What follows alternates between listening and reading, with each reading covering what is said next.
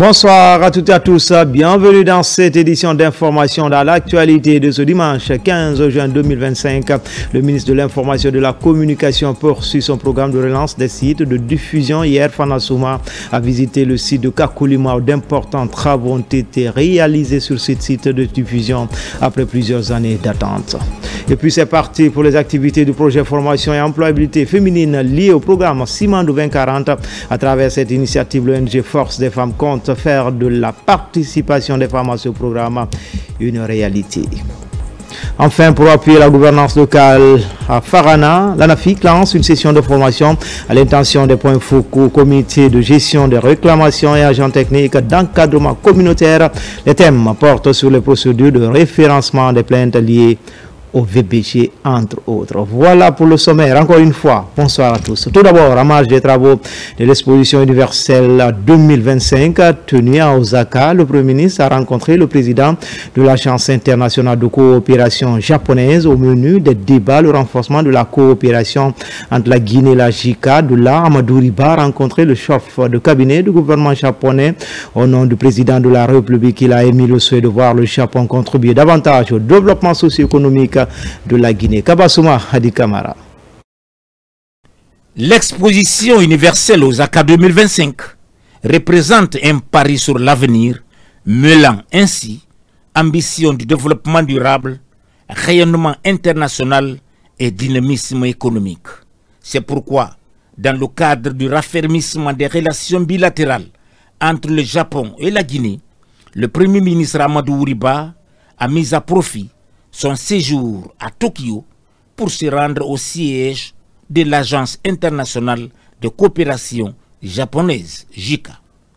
Ici, le chef du gouvernement et le président de la JICA ont discuté autour de nombreuses questions liées à la promotion du secteur de la santé, de l'éducation, de la pêche et des infrastructures. Comme vous le savez, le Japon est un partenaire très ancien. La JICA, qui est l'agence de coopération du Japon, de manière générale, a fait beaucoup pour notre pays. L'Institut national, l'INSP de Koya, et tant d'autres ponts de la Sumba, le pont de Kaka, et d'autres des écoles, vous savez, les écoles Afrikof et d'autres types d'écoles à l'intérieur du pays. Tout cela, c'est le fruit de la coopération avec le Japon. Quant au président de la JICA, Dr Tanaka Akihito, il a saisi l'occasion pour saluer les initiatives prises par la Guinée dans le cadre de la réalisation des projets exécutés en Guinée par la JICA.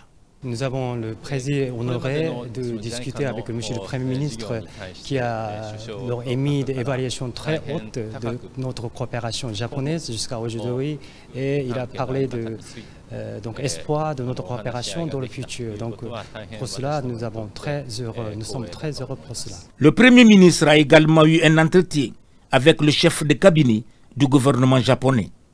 Les deux hommes ont échangé autour de la relance de la coopération bilatérale entre Conakry et Tokyo. Au nom du président de la République, le général Mamadi Doumbouya, le Premier ministre a invité le pays du soleil levant à contribuer davantage à la transformation économique de la Guinée. Oshimasa Ayasi a rassuré que le Japon continuera à contribuer à la stabilité et au développement des infrastructures en Guinée. La deuxième personnalité de l'exécutif japonais a salué le programme de développement endogène de la Guinée porté par le programme Simandou 2040 et ses innovations.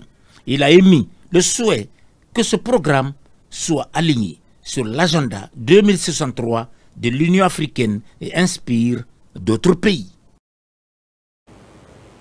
Comme annoncé dans les titres, le ministre de l'Information et de la Communication poursuit son programme de relance des sites de diffusion pour faciliter l'accès au programme des médias de service public. Hier, Fana Souma a visité le site de Kakulima où d'importants travaux ont été réalisés ces 4 derniers mois. Il s'agit de rendre ce site de diffusion opérationnel après plusieurs années d'attente. Plus de détails avec Tiernos Mandialo.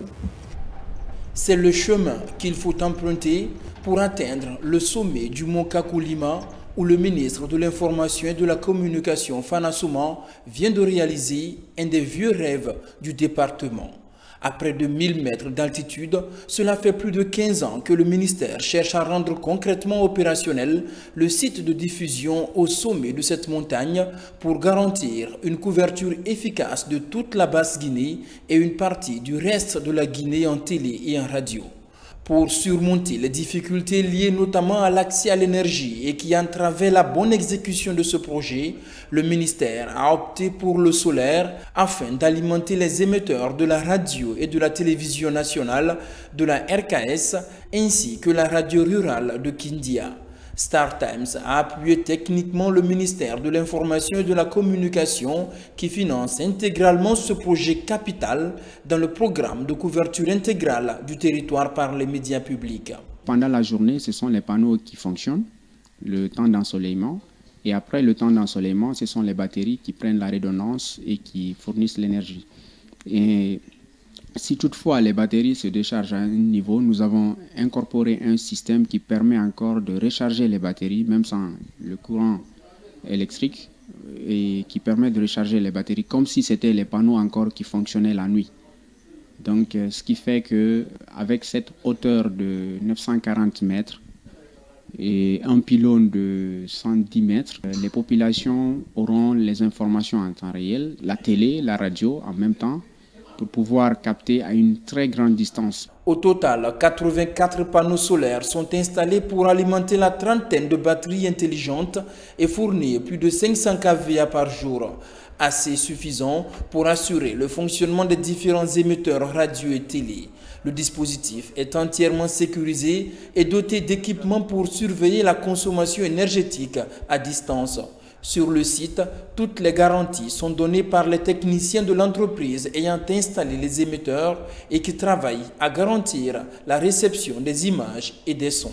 Quand on était venu, on avait vu que le pylône était un peu défectueux, donc il fallait d'abord faire un travail en amont, c'est-à-dire faire les peintures, les blonds, il y avait beaucoup de blonds qui étaient déchirés. Il fallait d'abord serrer ces blonds, faire la peinture. Et quand on était vraiment rassuré que tout était bon, on a vraiment informé monsieur le ministre et c'est à partir de là qu'on a commencé les installations. Encore pour la télé, nous avons une antenne qu'on va installer là tout à l'heure pour la réception de la télé. Je vous garantis qu'un an, 2 ans, 3 ans, 4 ans, 5 ans, on n'aura pas besoin d'acheter un autre émetteur pour venir mettre ici, à moins qu'on veut changer des capacités. Sinon, vous n'aurez pas besoin d'avoir d'autres émetteurs ici sur le site. Pour le ministère de l'Information et de la Communication, la réussite de ce projet marque un tournant décisif dans la mise en œuvre de la vision présidentielle pour l'accès facile de toute la population à la radio et à la télévision. Des sites stratégiques et situés en hauteur comme celui de Kakulima sont répertoriés à travers tout le pays et vont bénéficier d'investissements conséquents pour désenclaver toute la Guinée en matière de télévision et de radio. Ce site répond à une préoccupation fondamentale du chef de l'État, le général Mamadi Doumbouya, qui nous a instruit de couvrir tout le territoire national en radio et en télévision. Donc avec ce site que nous avons mis en service, qui était presque abandonné depuis 12 ans, vous allez comprendre que d'ici la semaine prochaine, tout le territoire de la Basse-Guinée sera couvert entièrement en radio, c'est-à-dire la radio nationale, la RKS, la télévision de Bourbinet et la télévision de Koloma. Également, nous avons ajouté une radio régionale de Kindia qui va aussi avoir une grande couverture du territoire. C'est vrai que les autorités d'antan avaient pensé qu'il fallait tirer une ligne spéciale. Bon. Nous sommes arrivés, en répondant à la préoccupation du chef de l'État, nous avons préféré installer le solaire avec des batteries lithium que vous avez visitées, avec des panneaux vraiment très modernes. Nous avons travaillé avec notre partenaire technique, StarTime. Pratiquement tout est fini. Vous avez vu la parabole qu'on est en train d'installer qui va nous permettre d'avoir le signal de notre nouveau partenaire qui va nous donner cette fois-ci le signal, mais en bande KU et en bande C, qui va permettre à la population d'avoir vraiment la télévision sans fournir beaucoup d'efforts, c'est-à-dire sans passer par les distributeurs. Parce qu'avec une simple antenne Yagi, vous pouvez vraiment regarder la télévision nationale, vous pouvez regarder la télévision de Bourbinet, vous pouvez aussi écouter la radio nationale et puis la RKS sans difficulté. Voilà la préoccupation du chef de l'État que nous sommes en train de répondre. Ça n'a pas été du tout facile parce que ça fait près de 4 mois, nous sommes sur le terrain, nous sommes en train de travailler discrètement et Et aujourd'hui, vraiment, on est quand même satisfait. En relevant le défi de mettre en marche le site de Kakulima, le ministère de l'Information et de la Communication espère surtout dupliquer ce modèle vers d'autres sites de diffusion, autrefois en souffrance du fait du manque d'énergie, pour faciliter la réception effective de la radio et de la télévision partout à travers le pays. En dehors du continent, la Guinée prend une part active à la 9e édition du Salon Viva Technologie. En plus de la présence des start-up guinéennes, on note également la présence de la ministre des Postes, des Télécommunications et de l'Économie numérique, Rose Paula-Prissimo, entend ainsi promouvoir les talents guinéens dans le domaine de l'innovation technologique et tisser des partenariats avec des entreprises qui pourraient investir dans notre pays. Les images de Alia John Keita sont commentées par Sekou Fernand Kourouma. Ce vendredi 13 juin, notre pays est la star de l'événement. Entrepreneurs, investisseurs, membres de la diaspora guinéenne, influenceurs technologiques sont tous aux côtés de la délégation guinéenne. La présence de la Guinée à ce grand rendez-vous de l'innovation s'inscrit dans le cadre d'une action voulue par le gouvernement avec comme vision la valorisation des talents locaux, ce qui pourrait nourrir des opportunités en la matière et promouvoir l'innovation au plan national. Nous sommes très heureux de pouvoir collaborer avec la Guinée et Madame la Ministre pour le développement d'une autorité de protection des données au bénéfice bien entendu des habitants de la Guinée, mais aussi du développement des technologies et de l'essor économique de ce riche pays. À travers cette participation, les autorités ambitionnent de faire de la Guinée l'épicentre de l'innovation technologique d'une Afrique en pleine mutation. Une politique qui s'illustre par de nombreuses réformes engagées dans divers secteurs porteurs de croissance. Notre présence ici, non seulement à ce Vivatech, ça vise à présenter la Guinée comme une destination, présenter nos startups qui ont quand même des idées, mais surtout renforcer les liens qui nous permettront de tenir cette vision du développement. Nous avons également profité pour, toujours dans le cadre de la coopération Sud-Sud cette fois-ci, de voir le ministre en charge du numérique en Côte d'Ivoire, un pays frère avec qui nous avons déjà une belle collaboration que nous avons signée en décembre dernier. Et nous continuerons dans la même dynamique. Comme grand thème, l'intelligence artificielle est au cœur de cette édition avec 85% des entreprises déclarant vouloir renforcer leurs investissements dans ce domaine. Pour ce qui est des industries créatives, elles explorent comment les technologies redéfinissent la création et l'expérience culturelle. S'agissant du bien-être et de la santé mentale, Vivatech valorise les startups qui innovent pour améliorer la santé, l'inclusion et la qualité de vie. Ce vendredi 13 juin, C'est parti pour les activités du projet de formation et d'employabilité féminine lié au programme Simandou 2040. À travers cette initiative, l'ONG Force des femmes compte faire de la participation des femmes à ce programme une réalité, tout autour d'un plan quinquennal qui consiste à former 500 femmes chaque année et va toucher les préfectures de Beila, Labé, Boké, Foré, Karia et Kankan. Abdul Karim Kamara. La gente féminine, plus que jamais déterminée à combattre les peurs et le recul. Les notes qui retentissent sur le balafon de Dame Yeli Guinée donnent le ton de cet engagement. Un engagement lié à la participation des femmes au programme Simandou 2040.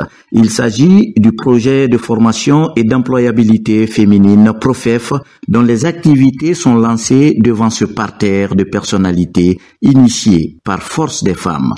Le programme Simandou 2040 incarne un projet structurant pour la Guinée.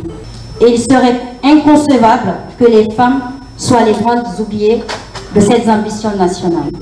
C'est pourquoi nous, Force des femmes, insistons sur la formation professionnelle, accès équitable à l'emploi, comme des conditions essentielles à une participation féminine significative. L'occasion est mise à profit pour présenter les ambassadrices du PROFEF. Les ambitions du projet portent sur un plan quinquennal qui consiste à former 500 femmes chaque année à Conakry et dans l'arrière-pays dans les compétences liées au projet Simandou. En tant qu'ambassadrice, je veux être ce trait d'union entre ce projet et la société dans laquelle je travaille. Donc c'est d'encourager les dirigeants qui sont dans ma société à faire cette discrimination positive et à embaucher les jeunes filles dans ces métiers techniques. Dans le même registre, un panel haut de gamme est tenu par des experts sur plusieurs questions portées sur la formation et l'employabilité des femmes et les panélistes sont issus des entités comme la société civile, le secteur public et privé. Ce qui est intéressant avec les industries culturelles et créatives, c'est vraiment cet aspect qui favorise la création de beaucoup d'emplois et accessible aussi avec la place que peuvent avoir les femmes dans ce secteur-là. Il suffit de mettre en place des programmes spécifiques qui peuvent être dédiés aux femmes. À l'image du programme Simondou 2040, un catalyseur d'emploi, des formations techniques et de développement communautaire, dans lequel les femmes doivent pleinement trouver leur place. Notre ministère aujourd'hui travaille en ce sens, en s'assurant que les dynamiques économiques majeures soient pensées avec une approche genre et que les bénéfices du développement atteignent équitablement les femmes et les hommes. Le plan d'action du PROFEF connaîtra 3 phases, à savoir la conception du projet, la mise en place de la formation et le suivi et insertion professionnelle. La phase formation va toucher les zones de Beila, Labé, Boké, Fouré-Karia et Kankan. Les acteurs du projet NBS Forêt guinéenne multiplient les rencontres avec les femmes évoluant dans ces zones d'exécution. C'est dans le cadre de la lutte contre le changement climatique. Un document a été élaboré pour réduire la coupe abusive du bois et les feux de brousse. Moussa Bangoura. Les porteurs du projet NBS Forêt guinéenne du Centre d'études et de coopération internationale CECI multiplient le dialogue à tous les niveaux. Après Kindia, les acteurs se retrouvent à Conakry. C'est pour la validation au niveau national des résultats des enquêtes réalisées auprès des femmes dans les zones couvertes par le projet à Fouré-Karia et Kindia dans le cadre de la lutte contre le réchauffement climatique.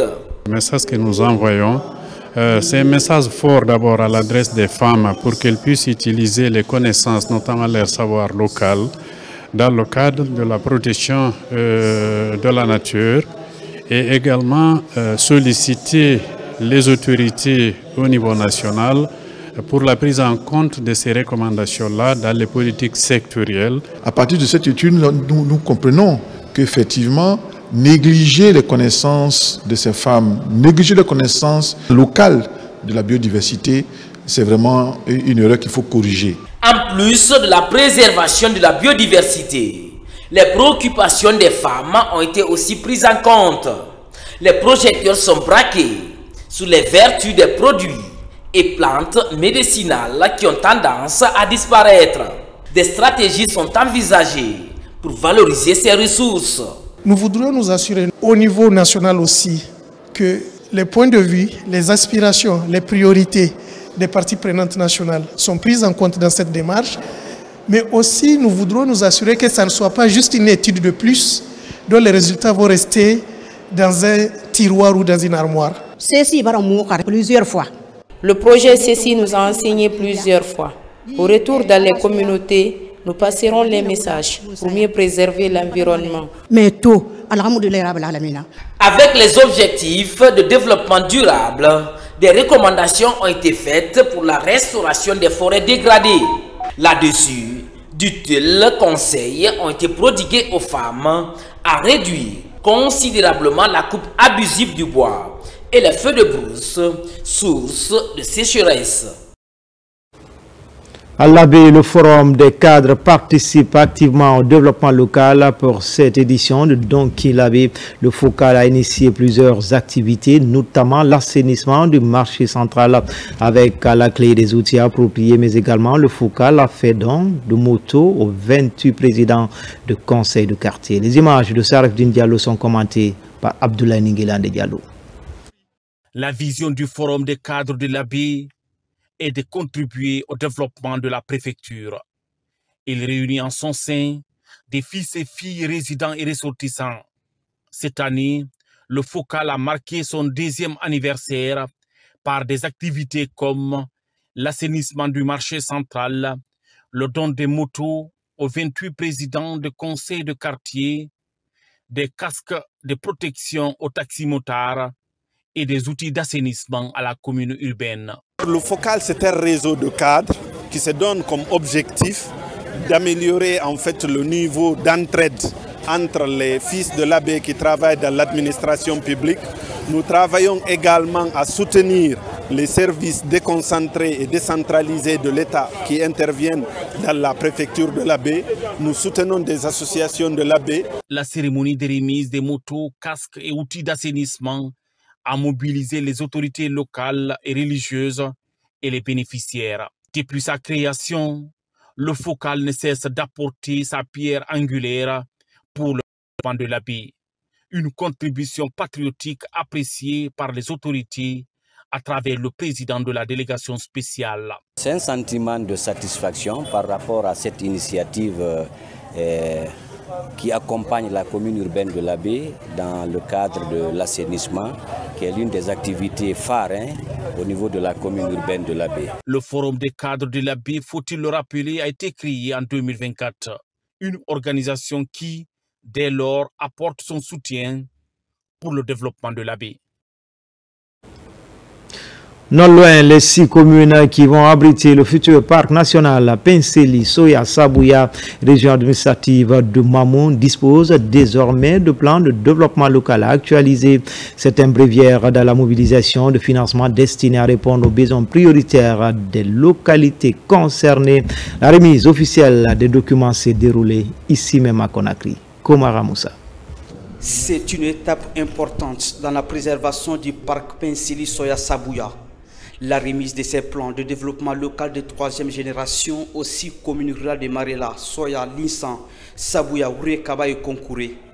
Il s'agit d'introduire les PDL de ces communes, les aspects environnementaux, notamment la gestion de la nature. Dans ce PDL, la plus importante ici, c'est de sauver l'environnement. Deuxièmement, la scolarisation de nos enfants. Ça me marque à plus d'un titre. Nous engageons pour aider à WCF à protéger l'environnement parce qu'il œuvre dans ce sens pour que la forêt, la faune et la flore soient protégées dans les différentes localités. Ce document stratégique est une contribution de la World Championship Foundation à travers le projet Natura Guinée financé par l'Union européenne. Ce projet s'inscrit déjà dans le cadre de la préservation de la nature. Et dans ce cadre-là, comme vous le savez, il nous faut impliquer les communautés pour que cette gestion soit durable. Et donc l'outil primordial pour intégrer les aspects économiques et les aspects de biodiversité, c'est le plan de développement local. Que nous encourageons vivement l'appropriation de ces PDL par l'ensemble des parties prenantes, ainsi que leur utilisation comme base pour la mobilisation des financements complémentaires, notamment à travers les plans annuels d'investissement 2025. Ce document présenté répond aux attentes des acteurs et du gouvernement. L'occasion pour le représentant du ministre de l'administration du territoire et de la décentralisation d'inviter les différents acteurs du processus à faire bon usage. Tout en félicitant, mesdames et messieurs, les acteurs de cette dynamique, nous exhortons les communes d'en faire bon usage et de partager les bonnes pratiques avec les communes qui sont en cours d'actualisation de leur PDL. Avec ce nouveau plan de développement local qui intègre les aspects environnementaux, le gouvernement guinéen confirme sa détermination à protéger les ressources naturelles. Toujours à Mamou, des agents techniques d'encadrement communautaire sortent d'une formation sur l'utilisation des mécanismes d'engagement citoyen pilotés par le Centre communautaire pour le développement de l'éducation sur financement de l'ANAFIC. L'idée de mieux s'impliquer dans la vulgarisation et la promotion du développement à la base. RTG Mamou, Mamadou Paté-Baldé. Les agents techniques d'encadrement communautaire de la préfecture de Mamou sont à l'école du Centre communautaire pour le développement de l'éducation. Ces ATEC, au nombre d'une vingtaine, renforcent leurs capacités sur les outils et les mécanismes d'engagement citoyen. L'objectif de la rencontre ici, c'est le renforcement de capacités des agents techniques d'encadrement communautaire qu'on appelle ATEC. Ils sont déployés dans les collectivités pour appuyer les communes dans la gouvernance locale. Donc c'est pour le renforcement de capacité aujourd'hui et qui sera également démultiplié auprès des structures d'engagement citoyen qui sont mises en place par les collectivités. Ce projet, piloté par l'ANAPIC, mis en œuvre par le SECOD avec l'appui financier de la Banque mondiale, vise à promouvoir la gouvernance locale. L'ONG SECOD a été recruté par ANAPIC pour dérouler les activités liées au mécanisme d'engagement citoyen dans les 37 communes de la région du Mamou. Nous sommes venus pour appuyer ces activités et voir le bon déroulement des activités. Il est attendu de vous la maîtrise des outils d'engagement citoyen, la démultiplication de la formation à l'intention des organes d'accompagnement des communes dans le renforcement de la gouvernance locale dans les 37 collectivités de la région de Mamou. Vous ferez de la bonne gouvernance et de l'engagement de chacun votre cheval de bataille pour un changement qualitatif. Cette série de renforcement des capacités va s'étendre sur les autres préfectures relevant de la région. Dans l'actualité également, en prélude au dénombrement principal du 4e recensement général de la population, 25 000 candidats suivent actuellement une formation à Conakry. Le secrétaire général du ministère du Plan et le directeur national de la statistique ont visité les sites pour évaluer le niveau des préparatifs. Au finish, 23 000 seront retenus pour fournir des données fiables afin d'orienter les politiques publiques en Guinée. Mohamed Chérif Kamara, Moussa Namina Keita. Ils sont au total 26 000 candidats actuellement en formation en vue de déploiement sur le terrain pour le dénombrement principal du recensement général de la population et de l'habitation RGPH 4. Le secrétaire général du ministère du Plan et de la coopération internationale, accompagné du directeur général de l'Institut national de la statistique, INS, a effectué une visite sur plusieurs sites de formation à Conakry. Le besoin est de 23 000. Nous avons pu réunir 26 000 candidats qui vont suivre cette formation et à l'issue de laquelle des évaluations seront organisées pour retenir les 23 000 qui seront finalement déployés sur le terrain pour le dénombrement principal du recensement général de la population et l'habitation. À l'issue de cette formation, une évaluation rigoureuse sera organisée pour sélectionner 23 000 agents recenseurs. Leur mission consistera à collecter des données fiables et actualisées, indispensables pour la planification et la mise en œuvre de politiques publiques efficaces en République de Guinée. C'est une formation qui va prendre 14 jours dans les salles et 2 jours aussi sur le terrain. Après, il va y avoir ici la formation des chefs d'équipe, après une évaluation qui sera faite pour prendre les meilleurs comme étant le chef d'équipe. Après les 2 jours ici de formation des chefs d'équipe, il va y avoir un déploiement sur le terrain. Cette formation se déroule très bien, dans de bonnes conditions, dans toutes les 13 communes de la région de Conakry. Le recensement général constitue un outil fondamental pour le développement du pays. La réussite de cette opération dépendra non seulement de l'efficacité des agents recenseurs qui seront bientôt déployés sur le terrain. Volet peine avec dans le district de Laya Djanéa, la générale de brigade Fatoumata Yarissila sensibilise les populations sur l'importance du recensement. La directrice générale des pensions militaires et anciens combattants est aussi porteuse de messages du général la président. Pour la circonstance, une cérémonie de lecture du Saint-Coran est organisée, tout comme la remise d'un kit aux fidèles de la localité. Achidan Abdul Kader Kamara, il est correspondant de la presse militaire. Nous sommes à Djanéa, un des districts de Moussaya, situé à environ 50 km de Forêt-Carrière Centre. Ici, la générale de brigade Fatoumata Yarissila, directrice générale des pensions militaires et anciens combattants, est accueillie par une foule compacte. Elle a été reconnaissante. Nous, l'autorité préfectorale et suprafectorale, on la soutient parce qu'elle est venue pour que nous puissions conjuguer le même verbe et dire à la population de s'adhérer au dirigeant du président de la République. Accompagnée des autorités préfectorales, la générale Fatoumata Yarissila a visité plusieurs bureaux de recensement pour s'imprégner du déroulement des activités de ce programme national de recensement PNRAVEC. Après la prière de 14 heures, une lecture du Saint-Coran a été organisée à la grande mosquée de Djanéa. Il y a eu une forte mobilisation que moi-même je ne m'attendais pas. Donc sincèrement, je les remercie. À commencer des sages pour la lecture du Saint-Coran. Au recensement, on a vu que la population est mobilisée et décidée, savent que c'est dans leur propre intérêt et que se recenser, c'est un acte civique qui y va dans le bon sens. C'est dans ça on peut faire des bonnes routes, des infrastructures à réaliser, des écoles à réaliser et puis des hôpitaux, ainsi de suite. À l'occasion de cette visite, la délégation dirigée par la générale de brigade Fatoumata Yari Silla a procédé au nom du chef suprême des armées à la remise d'un important lot de matériel. Ce don, composé d'appareils de sonorisation, d'un groupe électrogène et de chaises en plastique, est destiné aux fidèles musulmans du district de Djanéa. Dans le cadre de sa mission de sensibilisation et de mobilisation citoyenne, la coordination du PROMAD séjourne actuellement dans la sous-préfecture de Sanguiana. Objectif de la mission, sillonner les 29 districts de la localité pour expliquer la portée du recensement biométrique avant la fin des opérations. Diamokaba.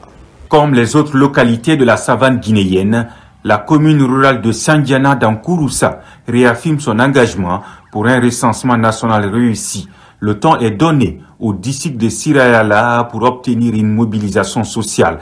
La campagne est animée par le mouvement PROMAD pour conscientiser les citoyens à la base sur l'importance du processus d'enrôlement. Au départ, dans les villages, il y avait beaucoup d'engouement. Aujourd'hui, si vous remarquez, il y a moins de personnes. C'est vous dire que l'enrôlement au niveau de la sous-préfecture de Sanguiana, si nous ne sommes pas à 95% et à 98%, nous sommes au moins à 95%. Ça, c'est sûr. C'est pour vous dire que ce qui a été dit après Kouroussa, que c'est la sous-préfecture de Sanguiana, chapeau à Sanguiana, chapeau pour Kouroussa.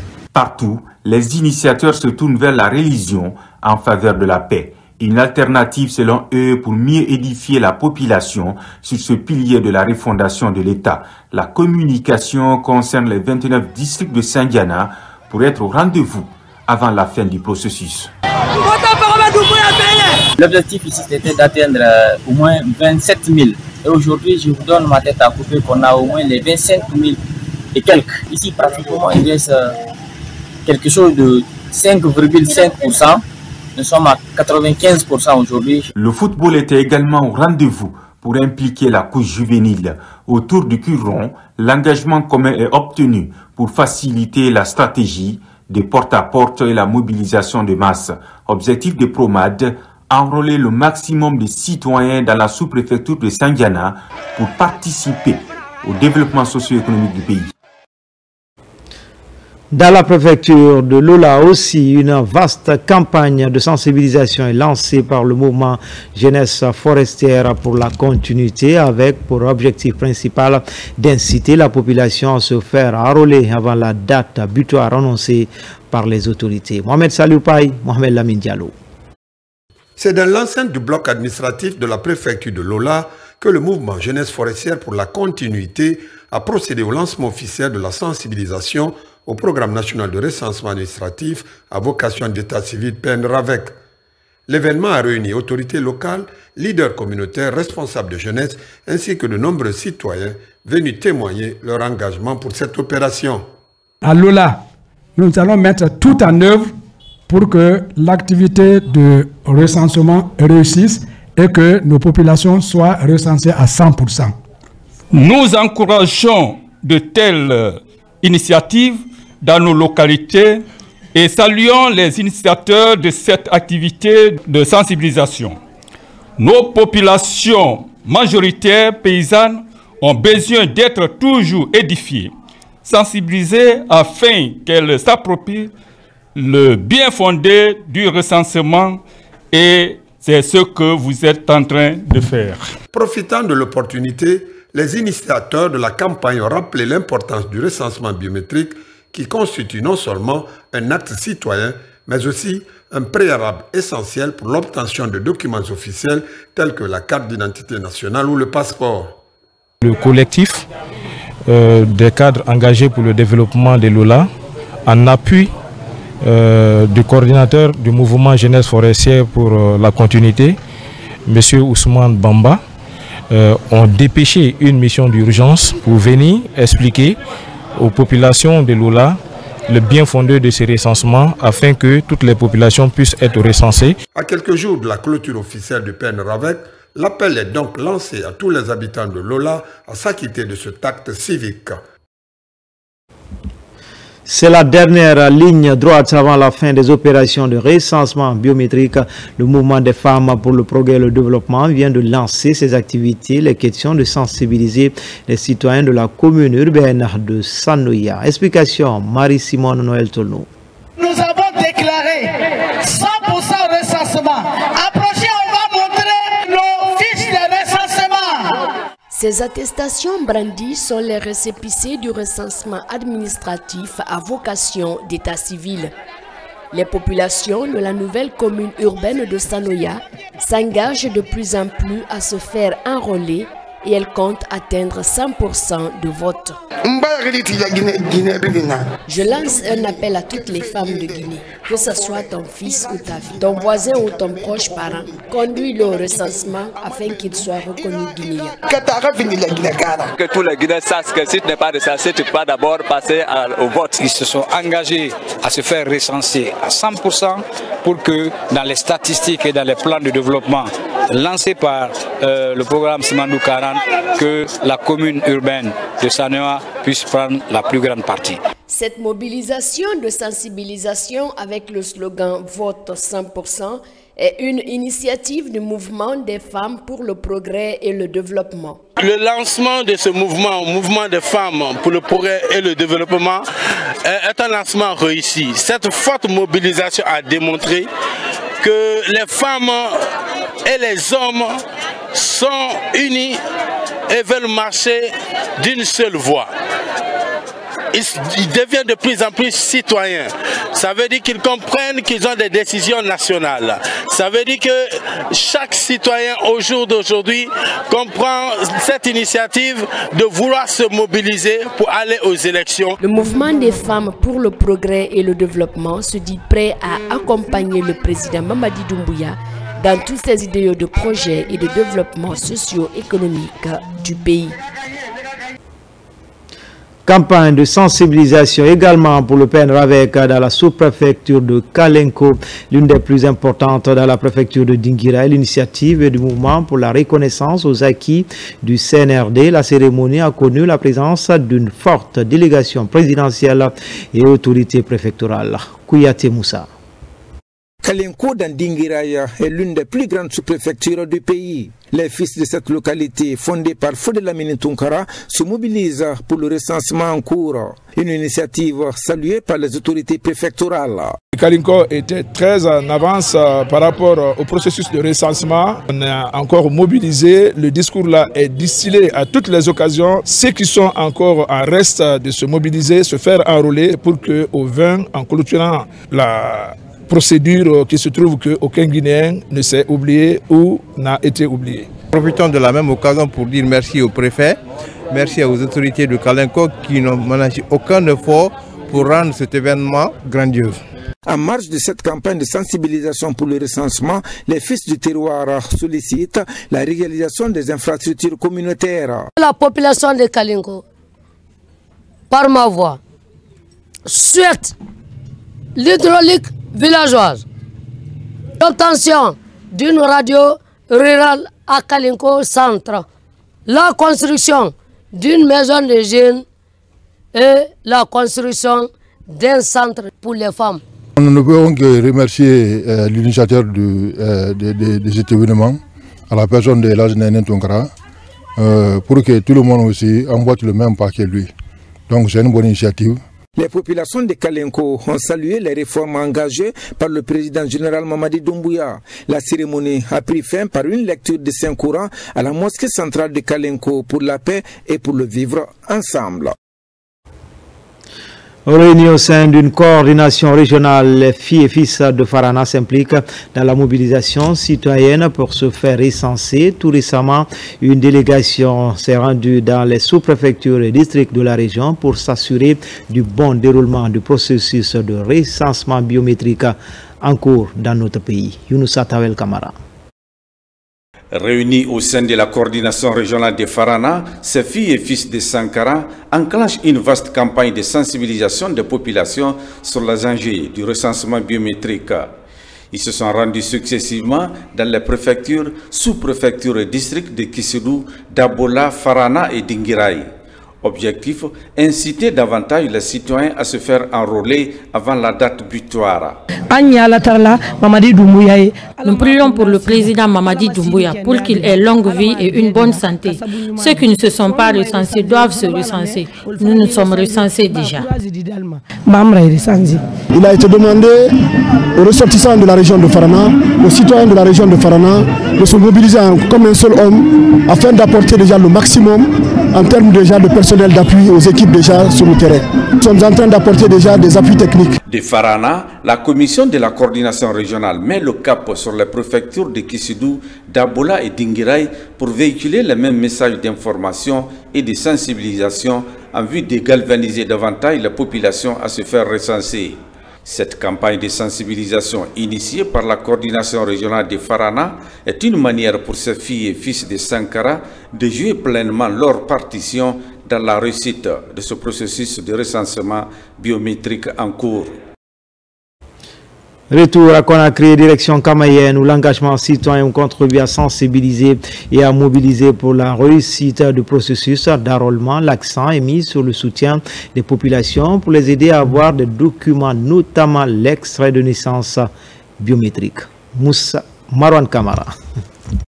Au nom d'une Guinée forte et tournée vers l'émergence, les populations de Kamayenne se sont massivement mobilisées sous la bannière du mouvement général Mamadi Doumbouya, notre solution. L'objectif de cette mobilisation s'inscrit dans le cadre du soutien des actions du chef de l'État et la sensibilisation de la population à adhérer au programme de recensement national à vocation d'état civil PNRAVEC en cours actuellement dans le pays. L'objectif de ce mouvement, c'est aider les personnes qui n'ont pas eu leur extrait de naissance pour aller se faire recenser. Donc nous avons passé des ménages par ménage pour demander des personnes qui n'ont pas pu avoir leur extrait pour aller se faire recenser. Nous avons pris des informations et nous sommes allés aider ces personnes-là à obtenir leur extrait. Nous voudrons avoir une administration saine, avoir des données fiables. Sur ce, on ne peut pas rester en tant que citoyen sans se recenser. Si vous voyez que nous avons mobilisé tout le quartier dans ce sens, c'est pour pouvoir donner un élan particulier à ce mouvement. Cette sensibilisation a mobilisé toutes les couches sociales de la localité pour magnifier les actions de développement entreprises par le CNRD sous l'égide de son président, le général Mamadi Doumbouya. Le recensement, c'est une photographie précise de qui nous sommes. C'est notre diversité, de nos besoins et de notre potentiel. Il permet ici à l'État, aux collectivités locales, mais aussi à nous, associations, mais aussi à nous, mouvements citoyens, de mieux comprendre, anticiper et répondre aux réalités de notre nation. De façon symbolique, un lot d'extraits de naissance a été remis par le responsable du quartier à certains citoyens pour leur permettre d'accomplir ce devoir citoyen.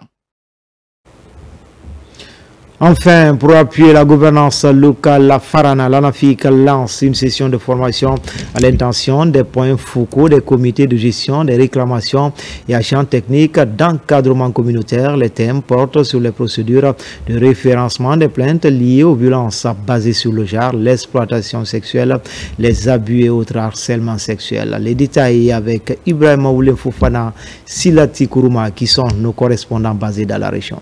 À Farana, l'Agence nationale de financement des collectivités locales se déploie dans la lutte contre les violences basées sur le genre.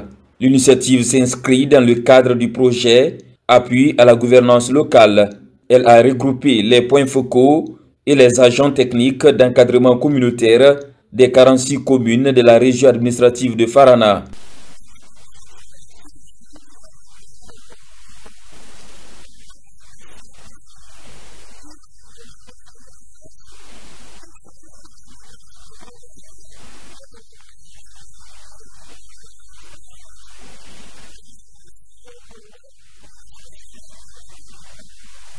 Aussi, je profite de cette occasion pour vous inciter à dénoncer et à repérer toute source vivante ou à risque de violence basée sur le genre et harcèlement sexuel.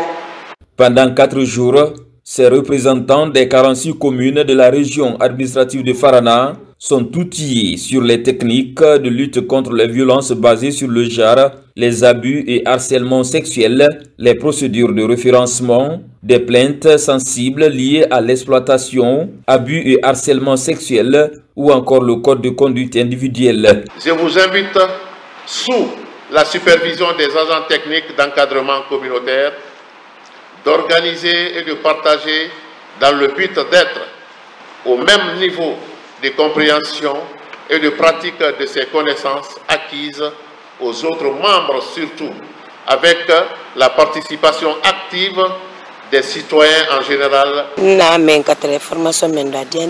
Je suis très ravi d'avoir pris part à cette formation. Les femmes subissent certaines pratiques aujourd'hui liées au manque de moyens. Au terme de la présente formation, ces agents techniques d'encadrement communautaire seront outillés sur le code de conduite individuelle avant de le signer, chacun pour le bien des collectivités, sans violence basée sur le genre. C'était tout pour les infos. Grand était le plaisir pour moi de vous servir. L'actualité se poursuit sur le www.rtgguinée.info. À bientôt pour d'autres actualités sur la Guinée, notre paradis de richesse et d'innovation. Inch'Allah.